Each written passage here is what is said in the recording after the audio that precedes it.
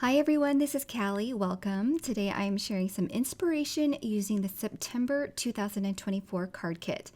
There are so many great items in this kit, and I hope you'll find that this project gives you some inspiration as well as the projects that I share at the end of this video. So here's a look at the main stamp set that's a part of this kit. There are some simple layering flowers, and there is a matching die, but it's not a part of the kit, so be sure to add that to your cart if you're interested in buying this kit. I'm going to start this project by stamping all of my flowers and foliage that I'm going to use for the card. This stamp set was designed by Kathy Zilski, so you know that it's intended to come together easily.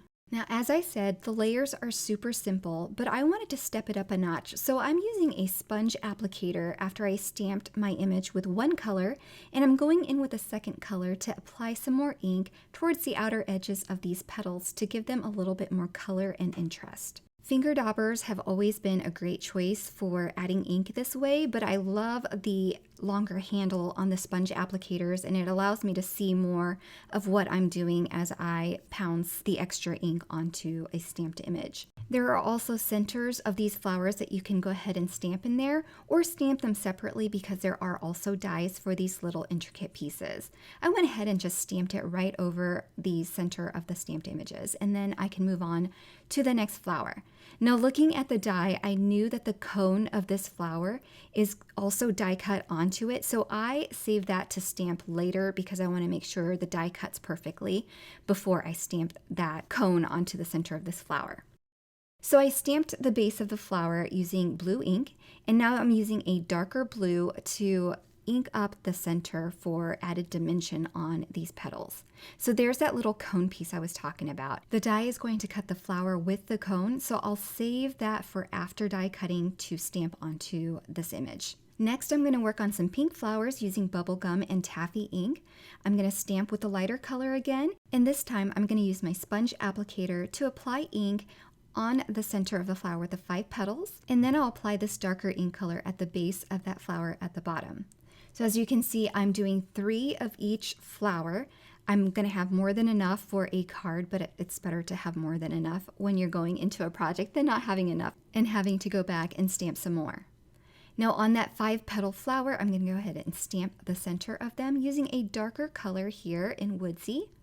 If you're interested in all of the colors that I use, be sure to check out the blog. Everything will be linked there and as well as in the descriptions below for you.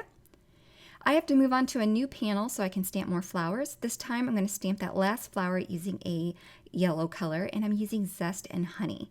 So again, I'll apply the darker ink onto the outer edges of these petals to make it really interesting. Because this flower is yellow, you want to make sure that the outer edges really stand out. So that's why I'm applying this darker color at the outer edges instead of the center.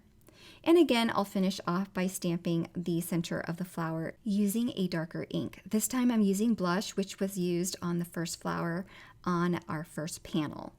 That way I'm introducing colors that I've already used and I don't have to use something new. Now we're going to go ahead and work on the foliage. I took the 2 longer stems and we're going to stamp them with cabbage for the lighter color.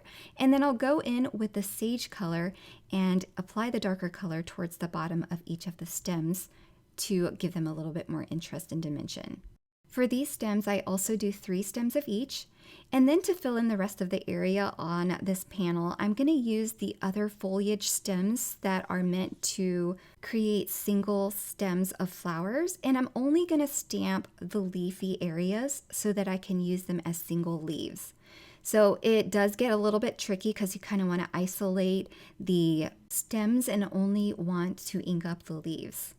Now I'm putting them pretty close together, but it's completely up to you. I cut everything apart before I die cut, so it's not a space issue for me. But this will allow me to use those leaves to fill in my little bouquets and sprays of flowers better, and will make the flowers look a little bit fuller. Okay, so off camera, I die cut everything, and right now I'm just setting aside all of the images that are ready to go. Remember, I said we needed to stamp the cones on these flowers, so I'm taking that cone and I'm going to hand stamp a dark woodsy color on top, and this is going to ensure perfect placement for the flower on top of the die cut.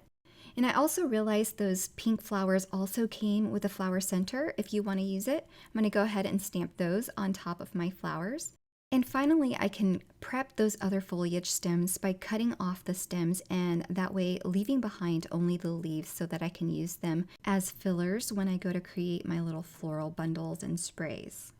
To add another element to my card and to use more of what the card kit provides, I'm using the Butterfly Burst embossing folder. I know that my card is going to be landscape orientation because the greeting that I'm going to use is so big that it won't fit across a portrait panel. So I strategically put my paper in the embossing folder at a diagonal so that the butterflies are still going from the left bottom hand corner to the top right. The last step before putting the card together is stamping this large, chunky, thankful greeting. I'm using the blue, same as the blue that I used on that coneflower, and I'll go ahead and stamp a sub-sentiment using the darker blue at the bottom here so I can cut it into a strip.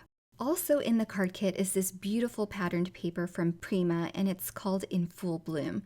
I'm going to choose a panel and then use that to adhere to a card base so that it mats my card with a really pretty border.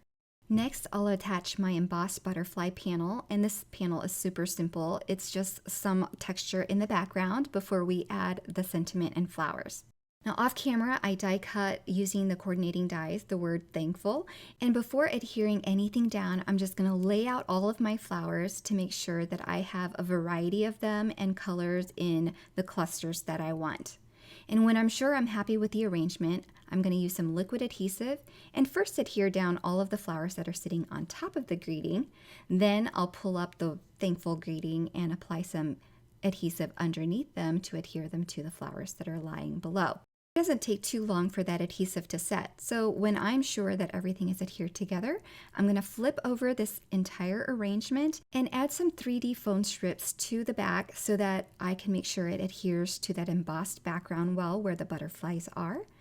I'll remove all of the backing and then I'll center it over my card panel and make sure that everything is lined up perfectly. And here is where all those individual leaves come in handy. They're going to fill in all of those little flower sprays and add some color with the green foliage. So it's well worth it to do an extra step of cutting off those stems, but it gives you a little bit more variety and the ability to change up the look of the intended use of these blooms and really stretches the use of this stamp set. Using a thin 3D foam square at the end of the sentiment strip and some liquid glue, I'm going to adhere it to the center of the sentiment off to the side. And then I'm going to finish off with some embellishments from the Northern Lights embellishment mix. And I really love this iridescent mix because I feel like it can go on any card. So it's going to be a favorite of mine, and you'll probably see me using it a lot in the future. Now before I finish, I really wanted to add some extra details to give this card a little bit more pop. So I'm using my Posca extra fine paint pen, and I'm adding some white highlights in various areas and adding some extra veins and details to the flower petals.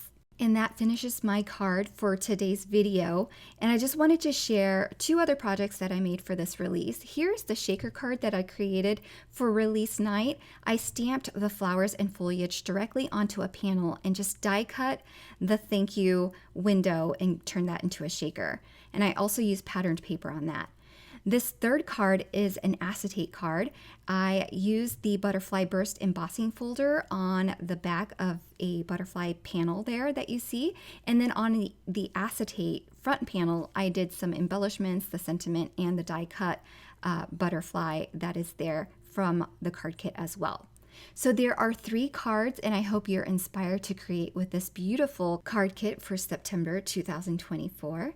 Again, if you're interested in any of the products that I used for today's video, be sure to check out the links below, as well as on the coordinating blog where everything is listed for your convenience. Thank you so much for watching and have a wonderful day. Bye everyone!